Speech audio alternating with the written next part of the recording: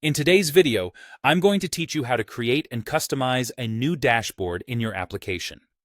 Now, this process is going to be straightforward, and by the end of this video, you'll have a comprehensive dashboard that streamlines your workflow and visualizes your data in the way that makes sense for your needs.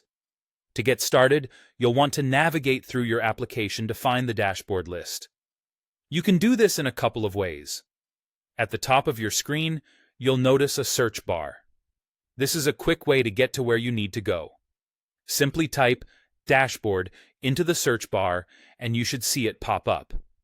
Alternatively, if you prefer browsing through the interface, you can use the sidebar.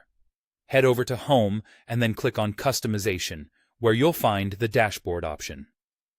Finding your way here is the first step in many great dashboard creations. Once you're at the dashboard list, your primary action is to create a new dashboard. Look for the New button. It's typically positioned prominently, making it easy to spot. Clicking this will open up the area where you'll start building your personalized dashboard from scratch. Now let's dive into entering the details for your new dashboard. You'll start by giving it a name, which is crucial because this will help you identify it quickly later on. Depending on its purpose, you might name it something like Sales Overview or Finance Dashboard. Be as descriptive as possible to make it easy for yourself and others. You also have the option to assign a module, which can be really handy if you want to organize dashboards by department or project. This is completely optional, so don't worry if it doesn't apply to your situation. One important thing to note is the Is Standard checkbox. By default, you should leave this unchecked unless you have specific reasons to add it to the core application, which typically isn't the case for most users.